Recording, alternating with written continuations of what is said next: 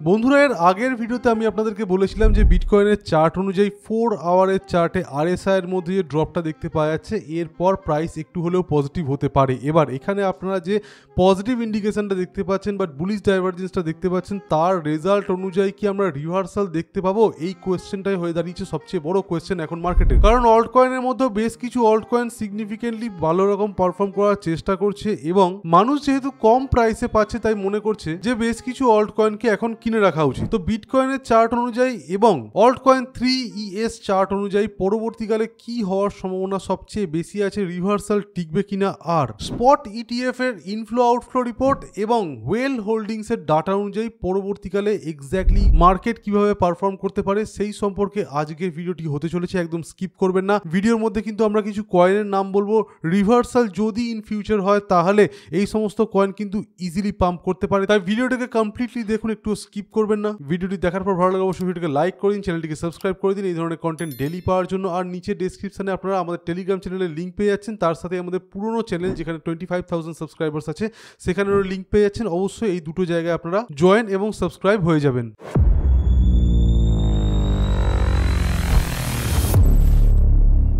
তো ভিডিও স্টার্টিংয়ে আমরা চলে আসছি বিটকয়েনের চার্টে। বিটকয়েনের চার্টে আপনারা দেখতে পাচ্ছেন 4 ঘন্টার চার্ট অনুযায়ী একটা বুলিশ ডাইভারজেন্স তৈরি হয়েছে। এর আগের যে ভিডিওটা অল্ট সিজন স্বপ্ন, এই ভিডিওটা আমি আপনাদেরকে দেখিয়েছিলাম যে প্রাইস কিন্তু ইন ফিউচার বাড়তে পারে, যেহেতু 4 ঘন্টার চার্টে একখানা বুলিশ ডাইভারজেন্স তৈরি হয়েছে। যদিও একটা ব্যাপার একদম ক্লিয়ারলি বলে দিয়েছিলাম যে বেশ কিছু অল্ট কয়েনের মধ্যে সিমিলার কন্ডিশন তৈরি হয়ে যাচ্ছে এবং এখানে কিন্তু পরবর্তীকালে ব্রেকডাউন যদি চলেও আসে তারপরও বাড়তে পারে। এটা থেকে একটা জিনিস আপনারা স্পষ্ট বুঝতে পারছেন যে ইন ফিউচার রিভার্সাল আসার সম্ভাবনা রাখে। এবার রিভার্সাল কিন্তু এই যে ছোট চার্ট বা ছোট টাইম ফ্রেমের চার্ট আছে, এখানে যে ধরনের বুলিশ ডাইভারজেন্স তৈরি হয়েছে তার ফলে আসবে বলে আমাদের মনে হচ্ছে না। তাহলে এই যে ডাইভারজেন্সটা আপনারা দেখতে পাচ্ছেন আরএসআই এর সাথে প্রাইসে, এই ডাইভারজেন্সের ফলাফল অনুযায়ী প্রাইস কতটা যেতে পারে? আমাদের অনুযায়ী প্রাইস কিন্তু 1,14,000 থেকে 1,15,000 মধ্যে আসার পর এখান থেকে কিন্তু এটা আর ব্রেকআউট নেওয়ার সম্ভাবনা রাখবে না। এটা কিন্তু এখান থেকে ড্রপ করার চান্স রাখবে প্রায় 70 to 80%। একটু যদি আমরা বিটকয়েনের লিকুইডিটি হিট ম্যাপের দিকেও চলে আসি তাহলে আমরা 1 উইকের ডাটায় চলে আসবো। দেখতে পাচ্ছেন এখানে যে 1,14,000 একটি ইম্পর্টেন্ট লেভেল অফ লিকুইডিটি আছে, এটাকে কিন্তু হিট করার সম্ভাবনা রাখে বিটকয়েন এবং তার পরবর্তীকালে 1,15,000 কাছাকাছি আছে। তো এই জায়গা দুটোর মধ্যে প্রাইস আসার পর কনসলিডেট যদি করে তাহলে ভালো, সেক্ষেত্রে ব্রেকআউট হওয়ার একখানা চান্সেস থাকবে 1,15,000 বা $16,000 উপরে ব্রেকআউট যদি দেখতে পাই তাহলে কিন্তু চান্স থাকবে একখানা পজিটিভ মোমেন্টাম অথবা রিভার্সাল আসার। কিন্তু এখানে যদি কনসলিডেট না করে প্রাইস এক ঝটকায় উঠলো এবং তারপর এখান থেকে যদি ব্রেকআউটের পরিস্থিতিটা তৈরি করে বা ফেক আউট হয়ে গিয়ে প্রাইস নিচের দিকে নেমে আসতে থাকে তাহলে আপনারা বুঝবেন যে টোটাল জিনিসটা একখানা ম্যানিপুলেশন ছিল বা ফেক আউট ছিল। এখান থেকে প্রাইস আলটিমেটলি পড়বে এবং সেক্ষেত্রে $1,10,000 থাকবে পরবর্তী সাপোর্ট, যে সাপোর্টটা যদি একবার টাচ করে তাহলে কিন্তু আমরা আরএসআই এর মধ্যে এই ধরনের কনসলিডেশন দেখতে পাবো, যেটা আপনারা হয়তো এই জায়গাটার মধ্যে দেখতেই পাচ্ছেন যে এখানেও কিন্তু সিমিলার টাইপের আরএসআই এর বুলিশ ডাইভারজেন্স তৈরি হয়েছিল। আমি আপনাদেরকে একদম ডেট বলে দিচ্ছি যে অগস্ট মাসের 20 অর্থাৎ 20 তারিখ থেকে অগস্ট মাসের 22 তারিখ এখানে যে 4 আওয়ার চার্ট আছে সেখানে আপনারা লক্ষ্য করুন সিমিলার বুলিশ ডাইভারজেন্স তৈরি হয়। প্রাইস তার পরবর্তীকালে পাম্প করার পরবর্তীকালে একটা লোকাল ইম্পর্টেন্ট হাই 1,18,000 কিন্তু টাচ করতে পারে না, পরবর্তীকালে ড্রপ হয় এবং সেই ড্রপটা কিন্তু এই জায়গা থেকে ক্যালকুলেট করলে প্রায় 7-8%-এরও বেশি হয়ে গিয়েছিল এবং সেই টাইমে আমরা আরএসআই এর মধ্যে কিন্তু এখানে একটা সাইডওয়াইজ কনসলিডেশন দেখতে পেয়েছিলাম, যে কনসলিডেশনটা মোস্টলি হয়েছিল আরএসআই রেঞ্জ 50-র নিচে। তখন কিন্তু আমরা দেখতে পেয়েছিলাম প্রাইস কিন্তু ফল হয়েছিল। এই সিমিলার কন্ডিশন আবারও কিন্তু হতে পারে বিটকয়েনের চার্টে এবং প্রাইস এখানে ফার্স্টে বাড়তে পারে, যেটা দেখে হয়তো অনেকে লং এর পজিশন বিভিন্ন কয়েনের মধ্যে হাই লিভারেজ নিয়ে ওপেন করে দেবে এবং তার পরবর্তীকালে প্রাইস এখানে স্টে করার চান্সটা পাবে না এবং ধপ করে এখানে ড্রপ করতে পারে এবং $1,10,000 কাছাকাছি কিন্তু চলে আসতে পারে। এক্স্যাক্টলি এই কন্ডিশন এখানে তৈরি হয়েছিল, আপনারা দেখতেই পাচ্ছেন। এই হাই যে জোনটা আছে 1,15,000 কি $16,000 কাছাকাছি, এই অবধি যদি যায় তাহলে কিন্তু সেখান থেকে 5-7% কিন্তু ইজিলি প্রাইস ড্রপ করতে পারে। প্রায় 1,08,000 থেকে 1,10,000 অবধি ইজিলি বিটকয়েনের প্রাইস নেমে আসতে পারে, অর্থাৎ ফার্স্টে পাম্প হয়ে তারপর কিন্তু ডাম্প হতে পারে এবং সেক্ষেত্রে বিভিন্ন অল্ট কয়েনের মধ্যেও কিন্তু আমরা এই সিমিলার কন্ডিশন দেখতে পাবো। আর এই জিনিসটা ঘটার সম্ভাবনা রাখে সবচেয়ে বেশি, যদিও আমরা কোনো ফাইন্যান্সিয়াল অ্যাডভাইস নই অথবা ফিউচার এইভাবে প্রেডিক্ট করা উচিত নয়, তবে শর্ট টার্মের বেসিসে কিছু ডাটা অনুযায়ী এখন অবধি এটাই বোঝা যাচ্ছে এবং লিকুইডেশন হিট ম্যাপও কিন্তু এটাকেই সাজেস্ট করছে। এবার আমরা কিছু ইম্পর্টেন্ট ডাটা দেখাই, যার মধ্যে US spot ETF net flows আছে। এখানে আপনারা দেখতে পাচ্ছেন যে নেট ইনফ্লো কিন্তু কমে এসছে এবং এখানে আউটফ্লো স্টার্ট হয়েছে, অর্থাৎ কুল অফ হয়েছে মার্কেট এবং পরবর্তীকালে এটা চলতে পারে। সেক্ষেত্রে কিন্তু এই যে সিগনিফিকেন্ট ড্রপটা আসার সম্ভাবনা রাখে সেটা কিন্তু এখনও সম্ভাবনা রাখে এবং তার সাথে টোটাল হোয়েল হোল্ডিংসের মধ্যেও কিন্তু আমরা একটা ভালো রকমের নেগেটিভ রিপোর্ট দেখতে পাচ্ছি। এর আগে কিন্তু এটা ছিল না।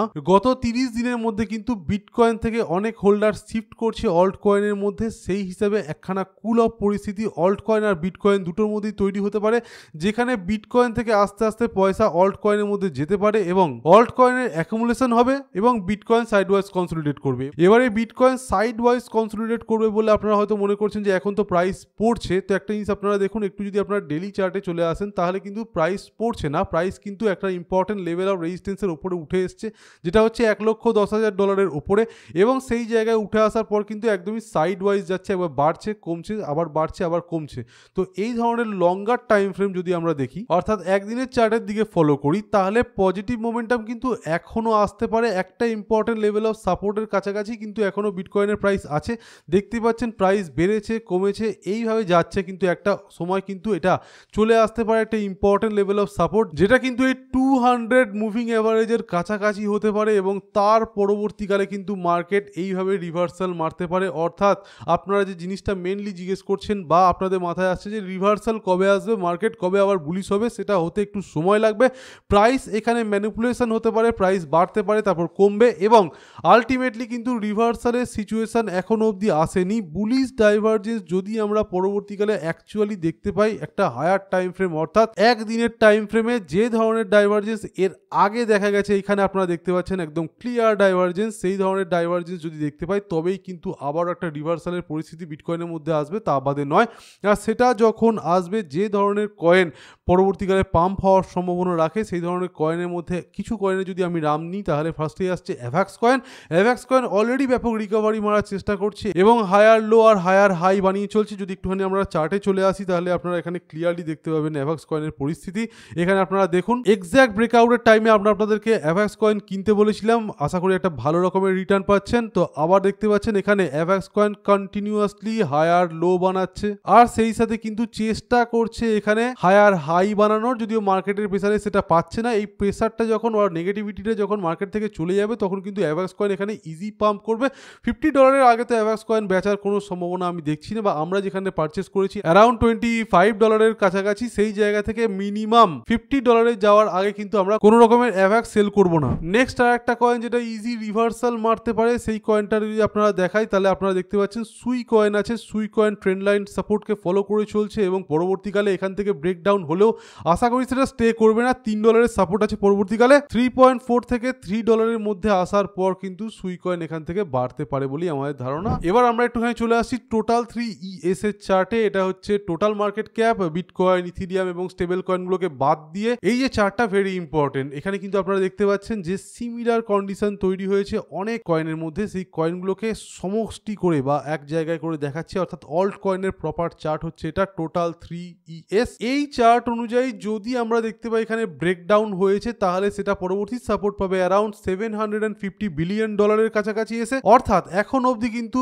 অল্ট কয়েনের মধ্যেও যে কুল অফ পরিস্থিতি সেটা যদি শেষ না হয়ে থাকে তাহলে প্রায় 7 থেকে 8% বড় অল্ট কয়েনগুলো পড়তে পারে, আর ছোট অল্ট কয়েন তো আরো বেশি পড়তে পারে, কিন্তু তার পরবর্তীকালে এটা কিন্তু রিভার্সাল নেওয়ার সম্ভাবনা রাখে। তার কারণ এটা কিন্তু একটা ভালো রকম সাপোর্ট পেয়ে যাচ্ছে, যেটা একটা ব্রেকআউট জোনের কাছাকাছি। তো ডেফিনেটলি এই সাপোর্টটা কিন্তু পাওয়ার পর অল্ট কয়েনগুলো বাড়বে। যে ব্যাপারটা কিন্তু এর আগের ভিডিওতে আমি আপনাদেরকে বলেছিলাম যে সিজন কিন্তু শেষ হয়ে যায়নি, যেটা কন্ডিশন এখন তৈরি হয়েছে সেটা সাময়িক এবং পরবর্তীকালে ডেফিনেটলি বাড়ছে। তাই স্পট ট্রেডার যারা আছেন তাদের কোনো রকম ভয়ের কারণ নেই, আর লিভারেজ নিয়ে যারা খেলছেন 2x 3x এর বেশি লিভারেজ নেবেন না। বড় অল্ট কয়েন 5-7% কি বড় জোর 10% পড়তে পারে, ছোট অল্ট কয়েন যদি না ভালো সাপোর্টের কাছাকাছি থেকে থাকে তাহলে ম্যাক্সিমাম 20% পড়তে পারে।